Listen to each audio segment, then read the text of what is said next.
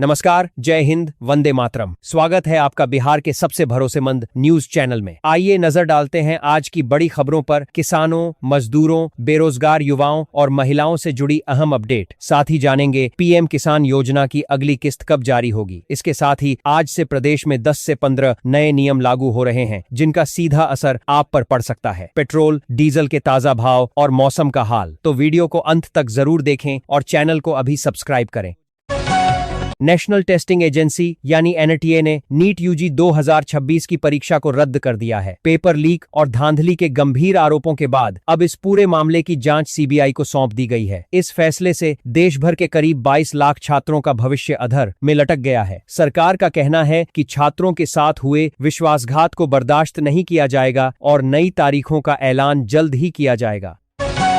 उप मुख्यमंत्री सम्राट चौधरी ने राज्य के अधिकारियों को सख्त चेतावनी देते हुए एक बड़ा फरमान जारी किया है। उन्होंने कहा है कि यदि जनता की किसी भी शिकायत का समाधान 30 दिनों के भीतर नहीं हुआ तो 31वें दिन संबंधित अधिकारी को स्वतः सस्पेंड माना जाएगा। इस फैसले का उद्देश्य सरकारी कामकाज में पारदर्शिता लाना और भ्रष्टाचार पर लगाम लगाना है। मुख्यमंत्री के इस कड़े रुख से प्रशासनिक गलियारों में काफी हलचल मची हुई है। बिहार के शिक्षा मंत्री मिथिलेश तिवारी के एक कथित वीडियो को लेकर राज्य की राजनीति में भूचाल आ गया है। विपक्षी नेता तेजस्वी यादव ने इस वीडियो को साझा करते हुए दावा किया है कि मंत्री जी लड़कियों की शिक्षा को गैर जरूरी बता रहे हैं। तेजस्वी ने इसे नारी शक्ति का अपमान करार दिया है। हालांकि सत्ता पक्ष की ओर से सफाई दी जा रही है कि वीडियो को काट छांट कर गलत तरीके से पेश किया गया है ताकि सरकार की छवि खराब की जा सके।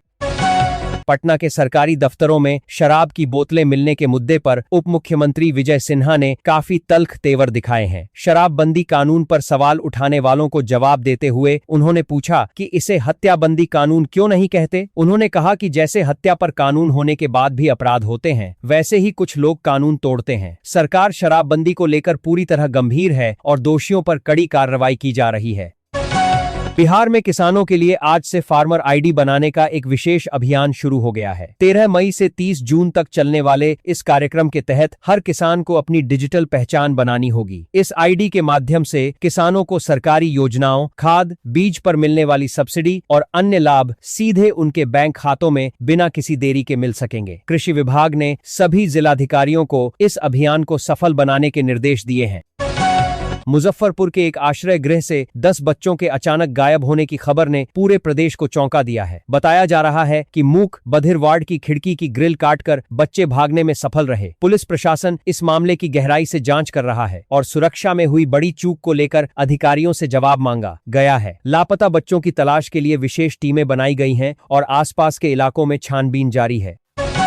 बिहार में अब जमीन खरीदने से पहले अंचल अधिकारियों यानी सीईओ को दस्तावेजों की जांच करनी होगी। सरकार के नए नियम के अनुसार ऑनलाइन पोर्टल पर आवेदन करने के 10 दिनों के भीतर सीईओ को जमीन के मालिकाना हक और कानूनी विवादों की रिपोर्ट देनी होगी। इससे जमीन की खरीद बिक्री में होने वाली धोखाधड़ी और झंझटों पर लगाम लगेगी। आम लोगों को अब विवादित जमीन खरीदने के जोखिम से बचने में काफी मदद मिलेगी।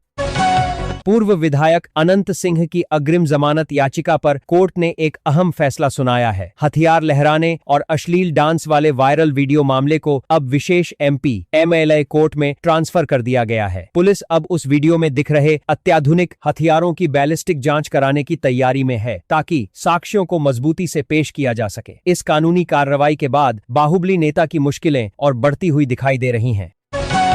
बिहार की सत्ताधारी पार्टी जेडीयू के भीतर मुख्यमंत्री नीतीश कुमार के उत्तराधिकारी को लेकर नई चर्चाएं तेज हो गई हैं। उनके बेटे निशांत कुमार के सक्रिय राजनीति में आने की संभावनाओं और पार्टी दफ्तर में बढ़ती हलचल ने विपक्षी दलों को हमला करने का मौका दे दिया है। हालांकि नीतीश कुमार हमेशा से परिवारवाद के खिलाफ रहे हैं, लेकिन अब बदलते राजनीतिक घटनाक्रम और नई नियुक्तियों ने प्रदेश के सियासी माहौल को पूरी तरह गरमा दिया है।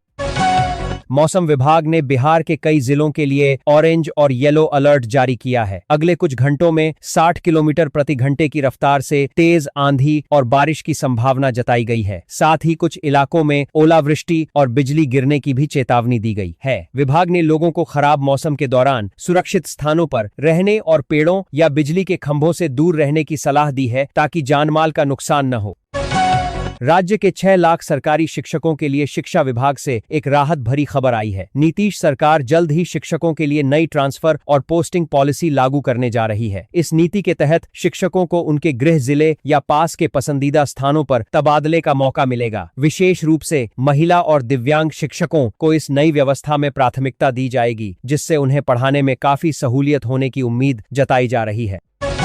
गुजरात के सूरत में हुई बड़ी सोना लूट के मामले में पुलिस ने बिहार से 7 आरोपियों को गिरफ्तार किया है। जांच में खुलासा हुआ है कि इस लूट की साजिश नोएडा में रची गई थी। हालांकि लूटे गए 15 किलो सोने में से अब तक केवल 5 किलो ही बरामद हो पाया है और बाकी 10 किलो सोने की तलाश में पुलिस छापेमारी कर रही है। पकड़े गए अपराधियों के तार अंतर्राज्यीय गिरोहों से जुड़े होने की आशंका जताई गई है। बिहार सरकार ने सेवारत सरकारी कर्मचारियों के लिए प्रतियोगी परीक्षाओं में बैठने के नियमों में बड़ा बदलाव किया है। अब सरकारी कर्मचारी उच्च पदों के लिए होने वाली परीक्षाओं में केवल एक ही बार शामिल हो पाएंगे। यदि वे सफल नहीं होते हैं तो उन्हें आगे का अवसर नहीं दिया जाएगा। इस नए नियम का कई छात्र संगठनों और कर्मचारी संघों ने विरोध किया है और इसे युवाओं के करियर के अवसरों को सीमित करने वाला कदम बताया है। दरभंगा और समस्तीपुर रेलखंड पर मरम्मत कार्य के चलते रेल यातायात बुरी तरह प्रभावित हुआ है। बिहार संपर्क क्रांति जैसी महत्वपूर्ण ट्रेनों के रूट बदल दिए गए हैं, जबकि कई पैसेंजर और एक्सप्रेस ट्रेनों को पूरी तरह रद्द कर दिया गया है। रेलवे ने यात्रियों से अनुरोध किया है कि वे स्टेशन निकलने से पहले अपनी ट्रेन का नया शेड्यूल और रूट जरूर चेक कर लें। यात्रियों की भीड़ और असुविधा को देखते हुए रेलवे अतिरिक्त बसों की व्यवस्था भी कर रहा है। कटिहार से एक अमानवीय घटना सामने आई है, जहां ग्रामीणों ने नाबालिग प्रेमी जोड़े को तालिबानी सजा दी। भीड़ ने दोनों की जबरन शादी कराई और फिर किशोर का आधा सिर मुंडवाकर उसे पूरे गांव में घुमाया। इस घटना का वीडियो सोशल मीडिया पर वायरल होने के बाद पुलिस ने त्वरित कार्रवाई करते हुए एक मुख्य आरोपी को गिरफ्तार कर लिया है। कानून को हाथ में लेने वालों के खिलाफ पुलिस अब सख्त कानूनी कदम उठाने की तैयारी कर रही है। सर्राफा बाजार में आज चांदी की कीमतों में जोरदार गिरावट दर्ज की गई है। दिल्ली और बिहार के बाजारों में चांदी की कीमत करीब 2000 रुपए प्रति किलो तक कम हो गई है। वैश्विक मंदी के संकेतों और अंतर्राष्ट्रीय बाजार में मांग घटने की वजह से कीमतों में यह बड़ी गिरावट आई है। शादियों के इस सीजन में चांदी के दाम गिरने से आम उपभोक्ताओं को काफी राहत मिली है और दुकानों पर खरीदारों की भीड़ बढ़ने की उम्मीद है। भारतीय शेयर बाजार में आज जबरदस्त बिकवाली का दौर रहा, जिससे सेंसेक्स करीब 1450 अंक तक लुढ़क गया। इस गिरावट की वजह से निवेशकों के लाखों करोड़ रुपए डूब गए हैं। विदेशी निवेशकों की लगातार बिकवाली और वैश्विक बाजारों से मिल रहे खराब संकेतों ने घरेलू बाजार पर भारी दबाव बनाया। विशेषज्ञों ने छोटे निवेशकों को इस समय बाजार में सावधानी बरतने और सोच समझकर निवेश करने की सलाह दी है। बिहार सरकार ने आधुनिक खेती को बढ़ावा देने के लिए ड्रिप और स्प्रिंकलर सिंचाई पर 90% तक सब्सिडी देने का ऐलान किया है। किसान इस योजना का लाभ उठाने के लिए ऑनलाइन पोर्टल पर आवेदन कर सकते हैं। इससे सिंचाई के दौरान पानी की भारी बचत होगी और भीषण गर्मी में भी फसलों को पर्याप्त नमी मिल सकेगी। सरकार का लक्ष्य है कि प्रदेश के हर छोटे बड़े किसान तक इस तकनीक का लाभ पहुंचे और उनकी पैदावार बढ़े। भागलपुर में निर्माणाधीन पुलों की गुणवत्ता को लेकर एक बार फिर गंभीर सवाल उठ रहे हैं। एक और निर्माणाधीन पुल के पिलर में दरारें मिलने से हड़कंप मच गया है। जिला प्रशासन ने सुरक्षा को ध्यान में रखते हुए पुल पर भारी वाहनों की आवाजाही पर पूरी तरह रोक लगा दी है। तकनीकी विशेषज्ञों की एक विशेष टीम दरारों की जांच कर रही है ताकि यह सुनिश्चित किया जा सके कि निर्माण कार्य मानकों के अनुरूप हो रहा है या नहीं। पटना के पौश इलाके में स्थित एक बड़ी ज्वेलरी की दुकान में लाखों की चोरी की वारदात सामने आई है। नकाबपोश चोरों ने सीसीटीवी कैमरों की परवाह किए बिना दुकान का शटर काटकर लाखों के गहने और करीब 5 लाख रुपए कैश पर हाथ साफ कर दिया। पुलिस अब तकनीकी सर्विलांस और स्थानीय मुखबिरों की मदद से चोरों की पहचान करने में जुटी है। शहर में बढ़ रही चोरी की घटनाओं ने स्थानीय व्यापारियों की चिंता काफी बढ़ा दी है। गया में प्रस्तावित विष्णुपद कॉरिडोर के निर्माण को लेकर स्थानीय पंडा समाज और दुकानदारों ने विरोध शुरू कर दिया है। उनका कहना है कि कॉरिडोर के नाम पर सैकड़ों साल पुराने मठों, धर्मशालाओं और मंदिरों को तोड़ना धार्मिक आस्था के साथ खिलवाड़ है। उन्होंने मांग की है कि तो वे उग्र आंदोलन करेंगे। भीषण गर्मी और मौसम की मार की वजह से सब्जी मंडियों में महंगाई का असर साफ दिखने लगा है। टमाटर और अदरक जैसी रोजमर्रा की चीजों के दाम आसमान छू रहे हैं और इनकी आवक काफी कम हो गई है। आम जनता के लिए घर का बजट संभालना अब बड़ी चुनौती बन गया है। व्यापारियों का कहना है कि जब तक नई फसल मंडियों में नहीं आती, तब तक कीमतों में बहुत बड़ी राहत मिलने की संभावना काफी कम दिखाई दे रही है। भोजपुर और बक्सर स्थानीय निकाय MLC उपचुनाव के लिए मतदान की प्रक्रिया जारी है। 6 उम्मीदवारों की राजनीतिक किस्मत का फैसला करने के लिए करीब 6000 निर्वाचित प्रतिनिधि अपने मताधिकार का प्रयोग कर रहे हैं। प्रशासन ने निष्पक्ष और शांतिपूर्ण चुनाव संपन्न कराने के लिए चप्पे चप्पे पर सुरक्षा बलों की तैनाती की है। यह चुनाव दोनों ही प्रमुख गठबंधनों के लिए अपनी ताकत साबित करने का एक बड़ा मौका माना जा रहा है। आंधी और भारी बारिश के कारण हुई तबाही के बाद पटना जू को आज से दोबारा पर्यटकों के लिए खोल दिया गया है। जू प्रशासन ने परिसर में गिरे पेड़ों को हटाकर सफाई का काम पूरा कर लिया है और जानवरों के बाड़ों की मरम्मत भी कर दी गई है। हालांकि सुरक्षा कारणों से बापू टावर को अभी आम लोगों के लिए नहीं खोला गया है। गर्मी की छुट्टियों में जू खुलने से बच्चों और सैलानियों में काफी उत्साह देखा जा रहा है। उत्तर प्रदेश और बिहार की सीमा पर पुलिस ने पशु तस्करों के खिलाफ एक बड़ी कार्रवाई की है। देवरिया पुलिस ने पीछा कर एक ट्रक को पकड़ा जिसमें 10 गोवंश को क्रूरतापूर्वक लादकर बिहार ले जाया जा रहा था। कार्रवाई के दौरान एक तस्कर को गिरफ्तार किया गया है, जबकि कुछ आरोपी अंधेरे का फायदा उठाकर फरार हो गए। पुलिस ने सीमावर्ती इलाकों में गश्त बढ़ा दी है ताकि इस तरह की तस्करी पर पूरी तरह लगाम लगाई जा सके। बिहार में पर्यटन और स्थानीय हस्तशिल्प को बढ़ावा देने के लिए 25.98 करोड़ रुपए की लागत से दूसरा सबसे बड़ा भोजपुरी हाट बनाया जा रहा है। मिथिला हाट की सफलता के बाद अब भोजपुरी क्षेत्र की कला और संस्कृति को एक नया मंच मिलेगा। सरकार का मानना है कि इस प्रोजेक्ट के पूरा होने से हजारों स्थानीय युवाओं को प्रत्यक्ष और अप्रत्यक्ष रूप से रोजगार के नए अवसर मिलेंगे और पर्यटन को नई गति मिलेगी। जमुई के रेल यात्रियों के लिए एक सुखद खबर है, क्योंकि 15 मई से वंदे भारत एक्सप्रेस का ठहराव जमुई स्टेशन पर शुरू हो रहा है। स्थानीय सांसद अरुण भारतीय इस प्रीमियम ट्रेन को हरी झंडी दिखाकर रवाना करेंगे। लंबे समय से क्षेत्र के लोग इस सुविधा की मांग कर रहे थे ताकि वे कम समय में पटना और अन्य प्रमुख शहरों की यात्रा कर सकें। इस ठहराव से जमुई के व्यापारिक विकास को भी काफी बल मिलने की उम्मीद है। बिहार बोर्ड ने STAT परीक्षा के अभ्यर्थियों के लिए एक महत्वपूर्ण घोषणा की है। बोर्ड ने कहा है कि आंसर की पर आपत्ति दर्ज कराने के लिए लिया गया अतिरिक्त शुल्क अब छात्रों को वापस किया जाएगा। इसके साथ ही विभिन्न जिलों में रिजल्ट कार्ड वितरण की तारीखें भी जारी कर दी गई हैं। छात्र लंबे समय से शुल्क वापसी की मांग कर रहे थे, जिसे अब बोर्ड ने स्वीकार कर लिया है, जिससे हजारों अभ्यर्थियों को बड़ी राहत मिली है।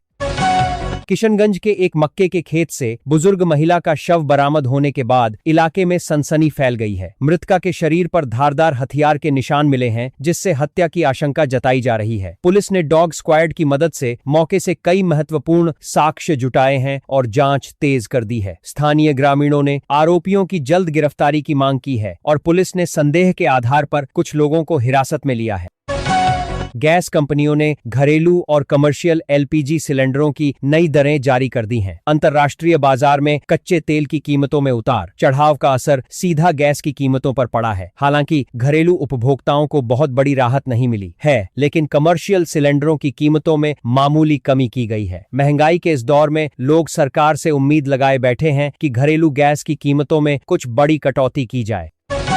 बिहार के उन युवाओं के लिए एक बड़ी खुशखबरी है जो शिक्षक बनना चाहते हैं। अब CTET परीक्षा में मैथिली भाषा को भी शामिल कर लिया गया है, जिससे मैथिली भाषी छात्रों को अपनी भाषा में परीक्षा देने का विकल्प मिलेगा। इस फैसले से बिहार के लाखों छात्रों के लिए चयन की संभावना बढ़ जाएगी। लंबे समय से की जा रही इस मांग को केंद्र सरकार ने अब अपनी मंजूरी दे दी है, जिससे छात्रों में काफी खुशी की लहर है।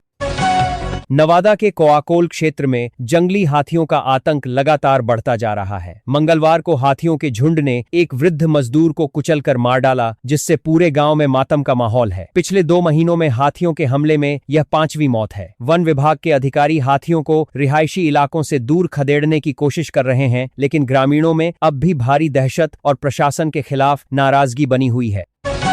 दानापुर के एक SBI ATM के भीतर सैलून चलने का एक वीडियो सोशल मीडिया पर काफी वायरल हो रहा है। पुराने ATM केबिन के अंदर अब लोग बाल कटवाते नजर आ रहे हैं, जिसे देखकर हर कोई हैरान है। नकदी निकालने पहुंचे लोग जब अंदर सैलून देखते हैं तो उन्हें अपनी आंखों पर यकीन नहीं होता। यह वीडियो वायरल होने के बाद बैंक की सुरक्षा व्यवस्था और मशीनों की निगरानी पर गंभीर सवाल खड़े हो रहे हैं। नालंदा में जमीन विवाद को लेकर हुए खूनी संघर्ष में एक बुजुर्ग की पीट कर हत्या कर दी गई है। परिजनों का आरोप है कि गांव के कुछ दबंगों ने जबरन जमीन कब्जा करने की कोशिश की और विरोध करने पर बुजुर्ग पर हमला कर दिया। पुलिस ने इस मामले में हत्या का केस दर्ज कर आरोपियों की गिरफ्तारी के लिए छापेमारी शुरू कर दी है। गांव में तनावपूर्ण स्थिति को देखते हुए अतिरिक्त पुलिस बल की तैनाती कर दी गई है। राजधानी पटना में 14 मई को एक विशेष ब्लैकआउट मॉक ड्रिल का आयोजन किया जाएगा। सायरन बजते ही पूरे शहर की बिजली काट दी जाएगी और लोगों को अपने घरों और दफ्तरों की लाइटें बंद रखने की सलाह दी गई है। यह अभ्यास किसी आपातकालीन स्थिति या आपदा के समय शहर की तैयारियों को परखने के लिए किया जा रहा है। प्रशासन ने सभी नागरिकों से इस ड्रिल में सहयोग करने और पैनिक न होने की अपील की है। अगर आप गर्मी की छुट्टियों में कहीं घूमने की योजना बना रहे हैं तो दक्षिण बिहार की 5 जगहें आपके लिए बेहतरीन विकल्प हो सकती हैं। नवादा, रोहतास और गया के प्राकृतिक सौंदर्य को देखकर लोग इसे बिहार का कश्मीर कह रहे हैं। पर्यटन विभाग ने इन क्षेत्रों में सैलानियों के लिए बुनियादी सुविधाओं को काफी बेहतर बनाया है। जलप्रपातों और ऐतिहासिक स्मारकों का आनंद लेने के लिए बड़ी संख्या में पर्यटक वहां पहुंच रहे हैं। अंत में एक नजर आज के राशिफल पर। मेष और सिंह राशि वालों के लिए आज का दिन धन लाभ और तरक्की के नए अवसर लेकर आएगा। वृषभ और कन्या राशि के जातकों को अपनी सेहत और खान पान का विशेष ध्यान रखना चाहिए। मिथुन और तुला राशि वालों के लिए व्यापार में निवेश करना फायदेमंद साबित हो सकता है। अन्य सभी राशियों के लिए दिन सामान्य रहेगा, लेकिन किसी भी बड़े फैसले को लेने से पहले बड़ों की सलाह जरूर लें। शुभम भवतु।